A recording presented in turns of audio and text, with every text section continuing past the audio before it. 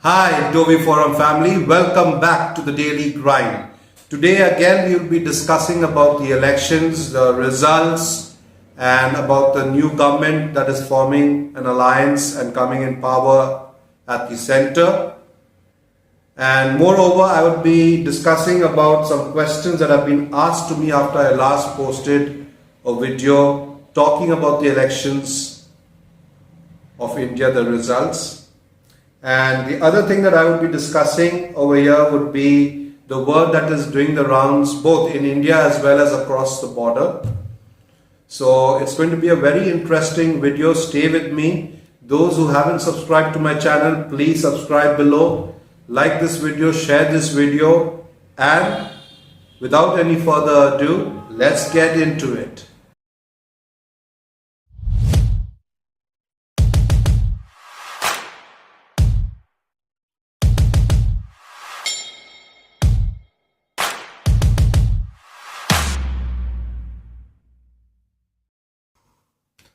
When the Indian election results were out, there was a certain section of the media which blamed BJP's poor performance from the last elections to the deep state.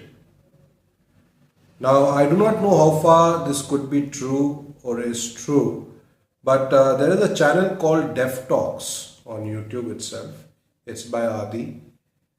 I kind of like the way he breaks down and tries to analyze and make sense of the news and what is happening around. But he also further goes on to say that even if the deep state was involved, they didn't meet the objectives because Narendra Modi is still coming back as the Prime Minister of India. Well, my answer to that is maybe if the deep state was involved in the BJP's poor performance. Maybe they did not want Modi to go. It's just that they wanted to weaken him. And did they succeed? I think yes, they did. Now, then there are other people who also suggest weird suggestion that it could be because the elections were held in the peak of summer. So they literally blamed it on the heat. I don't know how does it make sense, but that's the logic being used, that the summer heat could be the reason why the BJP got fewer numbers from the last election's results. Now, I personally put it down to the overconfidence and the lack of proper planning with a consensus at ground level as well as execution level.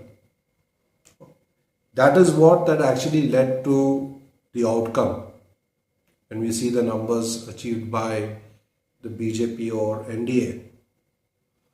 Now, they did not score a bad number.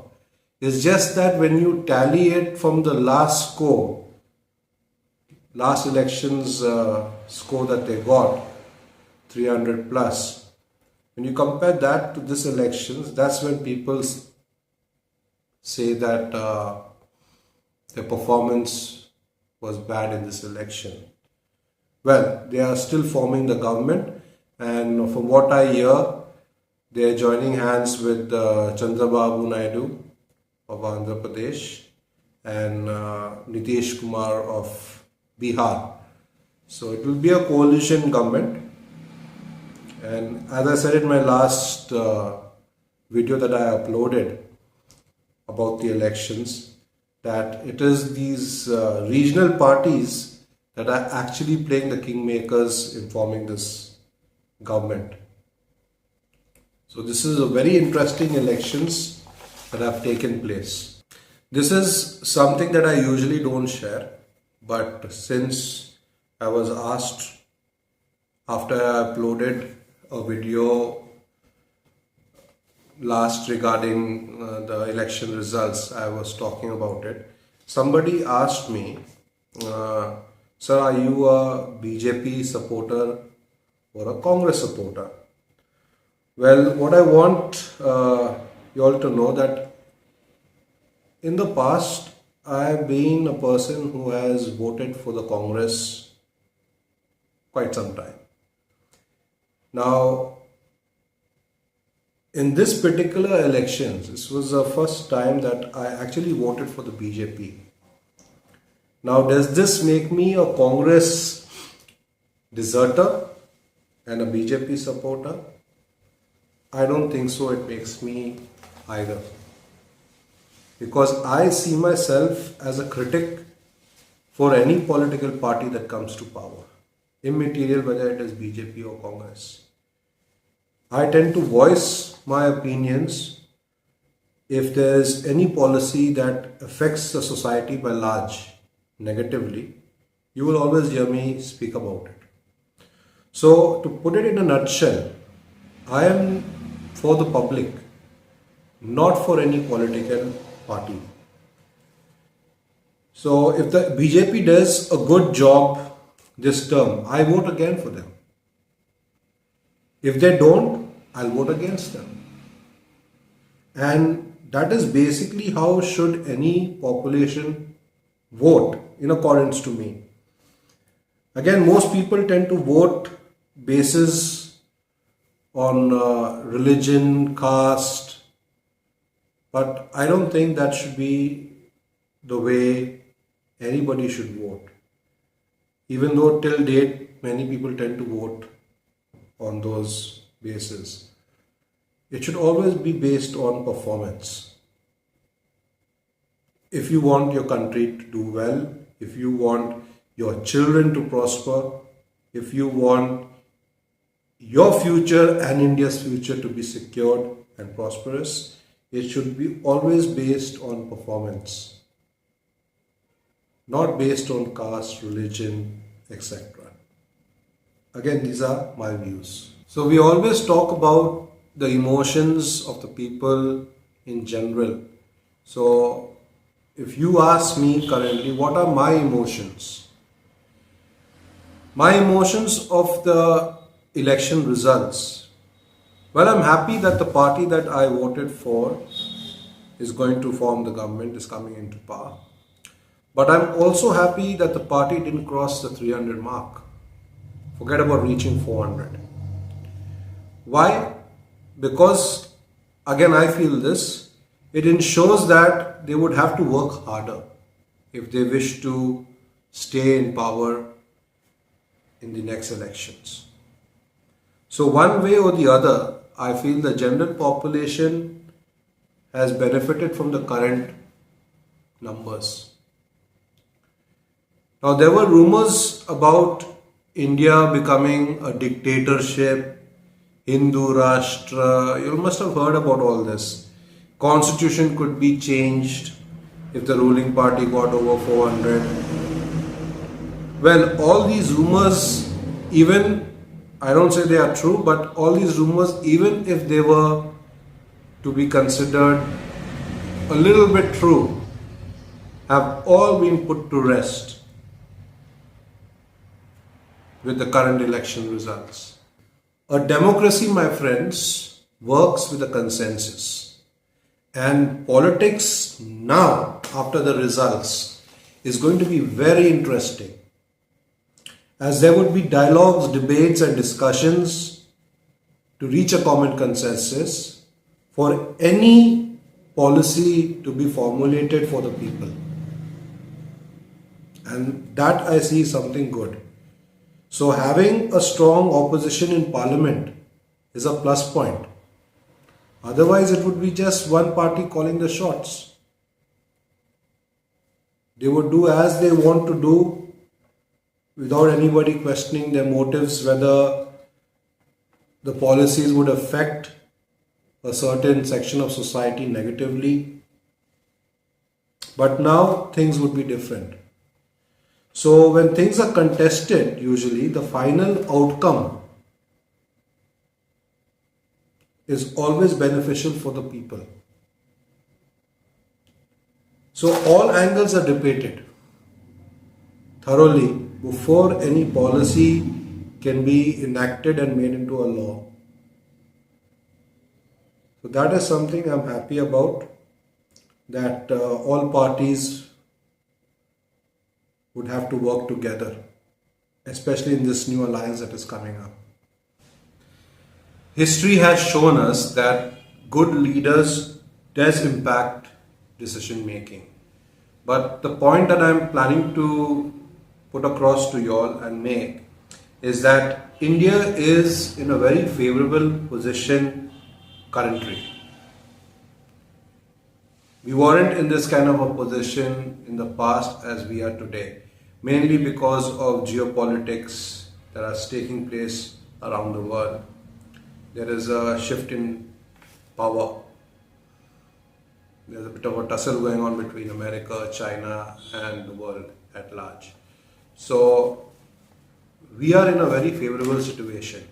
It doesn't matter whether Modi is there in power or if we have, say, somebody like Dr. Manmohan Singh to make favorable decisions for India, bringing the interest of the Indian public before anything else.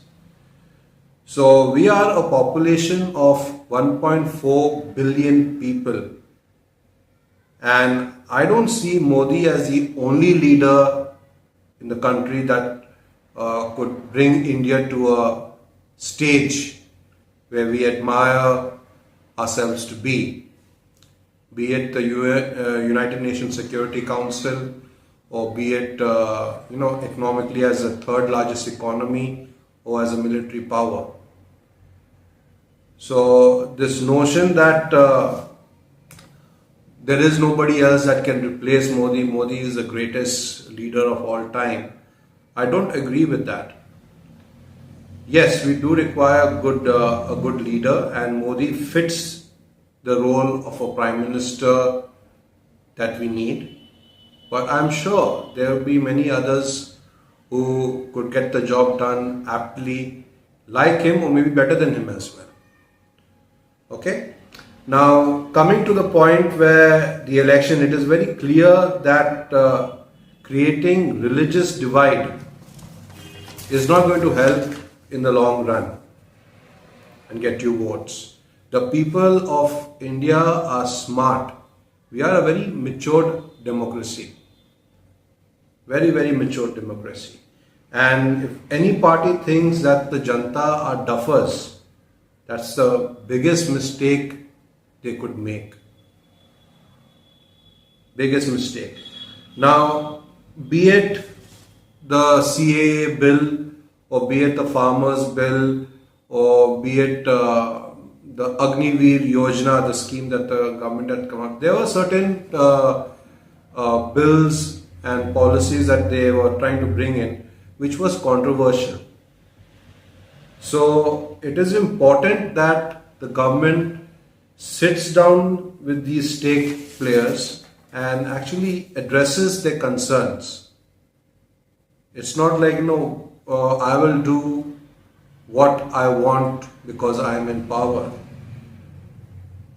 Things don't work in a democracy like that. And when you tend to do such a thing, then it backfires, and as you say, you can see the results that have come up. So that's why, as I said in my last video, democracy can come back as sweet revenge in the form of votes from your voters.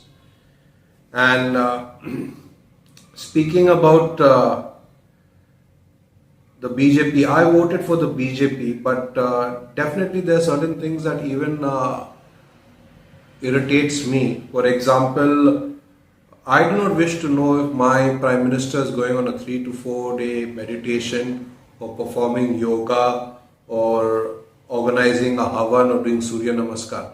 That is least of my concern. I, as the public, we did not vote a Pujari or a Pandit in power.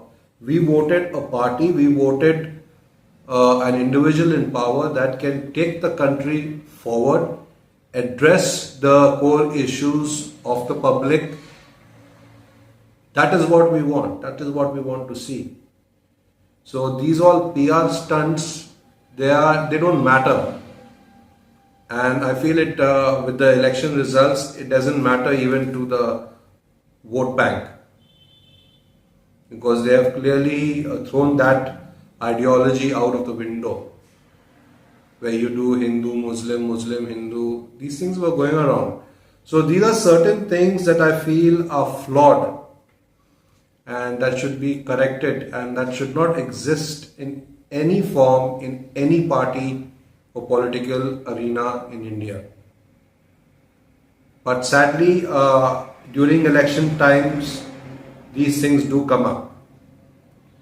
So what I'm looking forward is to see the growth of the nation in a positive way. In fact, I want to see policies that are formulated. You get it? Now, what we are enjoying today, many people say that it is due to the BJP's presence or because Modi is in power. The economic situation that India is today has got greatly to do with the economic reforms that were done in the past by the other governments, mainly Dr. Manmohan Singh, etc. Now, of course, if you go back then, we did not have a choice. We had to open up the markets to the world. But we did it. And because we did it then, that is why today we are where we are.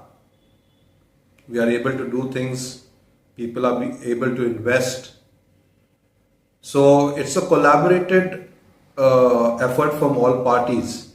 But this party, what I am looking forward to see is, okay, these were the reforms that were made, very good, and we are enjoying the fruits of it. Now I want to see what are the reforms that you as an individual party, you have been chosen now to lead. It's a coalition government, no doubt, but still too, you are in power. What is the new policies that you come up with that complements the policies that were there in the past?